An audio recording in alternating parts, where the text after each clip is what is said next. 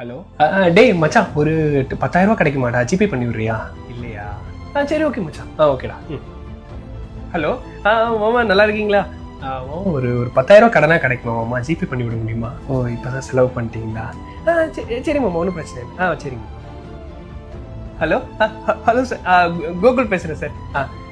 Sir, ஒரு 10,000 கிடைக்குமா sir ஆன்லைனில்? ஜிபே யூஸ் பண்ணுறது இல்லையா? சரிங்க sir, no problem sir, thanks sir. ஏண்டா யார்கிட்டலாமோ கேட்குறல, பக்கத்தில் குத்துக்கல்ல மாதிரி நான் உட்காந்துருக்கேன். என்கிட்ட ஒரு வார்த்தை கேட்டா என்ன? பொண்டாட்டி கிட்ட கேட்கறதுல அவ்வளோ என்ன கஷ்டம் உனக்கு?